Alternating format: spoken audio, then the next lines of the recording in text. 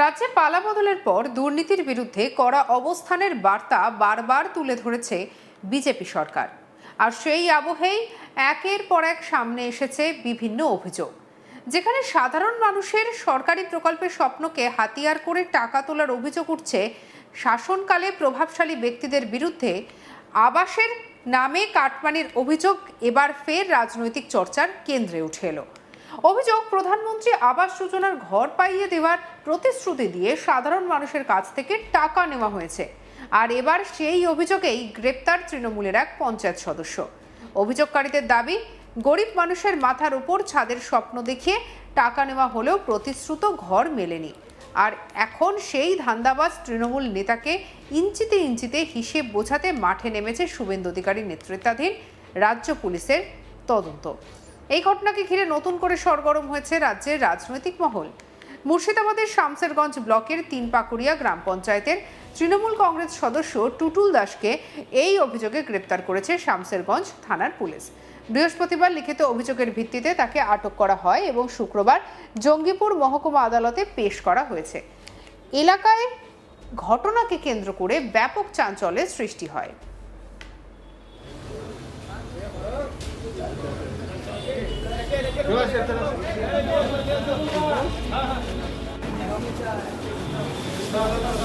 পুলিশের স্থানীয় সূত্রে জানা গিয়েছে, তিনপাকুড়িয়া পঞ্চায়েতের রানীপুর গ্রামের ভাদু দাস, ফুলটসি দাস সহ একাধিক বাসিন্দা অভিযোগ করেন যে প্রধানমন্ত্রী আবাস যোজনার ঘর পাইয়ে দেওয়ার আশ্বাস দিয়ে তাদের কাছ থেকে মোটা অঙ্কের টাকা নেওয়া হয়েছিল, কিন্তু দীর্ঘ সময় পেরিয়ে গেলেও তারা ঘর পাননি।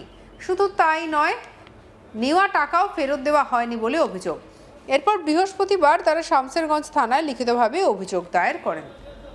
অভিযোগ হাতে পাওয়ার পর তদন্তে নামে পুলিশ। প্রাথমিক তদন্তে অভিযোগের ভিত্তিতে পাওয়ার পর বৃহস্পতিবার রাতেই টুটুল দাসকে গ্রেপ্তার করা হয়। শুক্রবার তাকে জঙ্গিপুর মহকুমা আদালতে তোলা হয়েছে। তদন্তকারীরা জানিয়েছেন, কারা কারা এই ঘটনার সঙ্গে জড়িত আর কতজনের কাছ থেকে টাকা নেওয়া হয়েছে সেই সমস্ত তথ্য খতিয়ে দেখা হচ্ছে। প্রয়োজনীয় নথি ও সাক্ষ্য সংগ্রহ করা হচ্ছে।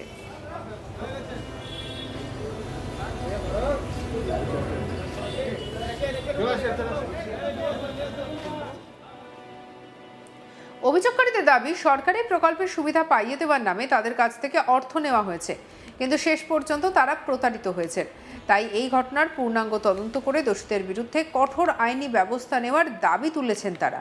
অন্যদিকে এই সমস্ত নিয়ে এখনো পর্যন্ত ধৃত টুটুল দাস বা তৃণমূল কংগ্রেসের স্থানীয় নেতৃত্বের পক্ষ থেকে কোনো আনুষ্ঠানিক প্রতিক্রিয়া পাওয়া যায়নি। তবে তদন্ত শেষ না হওয়া পর্যন্ত এই ঘটনায় আরও নতুন তথ্য সামনে আসতে পারে বলেই মনে করছে তদন্তকারী সংস্থা। আমাদের কালিক সব্যসাচী ব্যানার্জির রিপোর্ট দেখাবো। তৃণমূল কংগ্রেসের গ্রাম পঞ্চায়েতের সদস্যকেই গ্রেপ্তার করলো শামসেরগঞ্জ থানার পুলিশ। পুলিশ সূত্রে যেটা জানা যাচ্ছে যে তিনপাকুড়িয়া গ্রাম পঞ্চায়েতের টুটুল দাস বলে তৃণমূল কংগ্রেসের যে পঞ্চায়েতের সদস্য ছিলেন তার বিরুদ্ধেই কিন্তু অভিযোগ ওঠে আবাস যোজনার কাটমানি নেওয়ার। সেই গ্রামেরই তিনপাকুড়িয়া গ্রাম পঞ্চায়েতের রানীপুর বলে যে গ্রামটি আছে, সেই গ্রামের একাধিক মানুষজন অভিযোগ করে যে এই টুটুল দাস একাধিক ব্যক্তির কাছ থেকে কিন্তু আবাস যোজনার ঘর পাইয়ে দেওয়ার নাম করেই টাকা তুলেছিলেন এবং দীর্ঘ সময় পার হয়ে গেলেও সেই টাকা কিন্তু তারা ফেরতও পাননি এবং আবাস যোজনার যে বাড়ির টাকা সেই টাকাও কিন্তু অ্যাকাউন্টে ঢোকেনি। আর সেই পরিপ্রেক্ষিতেই কিন্তু শামসেরগঞ্জ থানাতে একটি লিখিত অভিযোগ দায়ের করেন গ্রামেরই বেশ কিছু বাসিন্দা। আর সেই তদন্তে নেমেই টুটুল দাসকে গ্রেপ্তার করে শামসেরগঞ্জ থানার পুলিশ এবং জঙ্গিপুর মহকুমা আদালতে পাঠানো হয়েছে টুটুল দাসকে। টুটুল দাসের বিরুদ্ধে অভিযোগ যে আবাস যোজনার ঘর পাইয়ে দেওয়ার নাম করে বেশ কিছু সাধারণ মানুষজনের কাছ থেকেই কিন্তু তিনি টাকা তুলেছিলেন। তিনপাকুড়িয়া গ্রাম পঞ্চায়েতের পঞ্চায়েত সদস্য টুটুল দাসকে গ্রেপ্তার করেছে পুলিশ।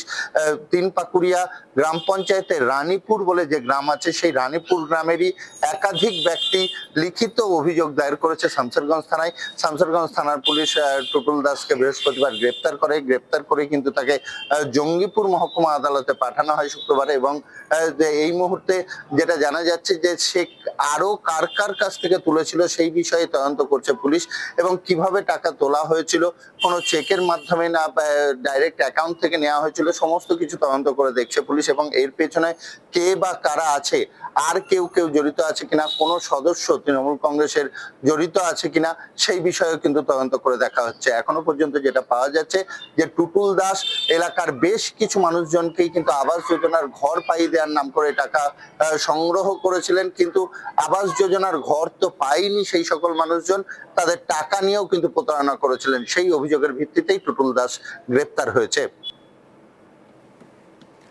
সম্প্রতি দক্ষিণ 24 পরগনার বারুইপুরের কল্যাণপুর গ্রাম পঞ্চায়েতের চাকারবেড়িয়া এলাকায় 169 থেকে 170 পার্টে আবাস যোজনার ঘর পাইয়ে দেওয়ার নামে টাকা তোলার গুরুতর অভিযোগ উঠে এসেছে তৃণমূলের প্রাক্তন পঞ্চায়েত সদস্য আলেয়া বিবির স্বামী মনিরুল সর্দারের বিরুদ্ধে।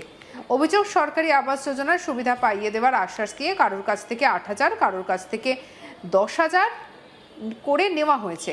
স্থানীয়দের দাবি, টাকা না দিলে তালিকা থেকে নাম বাদ দেওয়ার ভয় দেখানো হতো।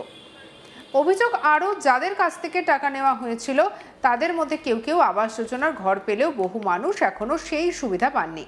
একই সঙ্গে অভিযুক্তের আত্মীয় স্বজনরা আবাস যোজনার ঘর পেয়েছেন বলেও অভিযোগ তুলেছেন এলাকাবাসী।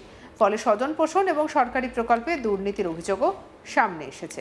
এই ঘটনার প্রতিবাদে বুধবার বারুইপুর থানায় লিখিত অভিযোগ দায়ের করেন এলাকার বাসিন্দা রাকিব মোল্লা, নাসির মোল্লা এবং নূর ইসলাম মণ্ডল।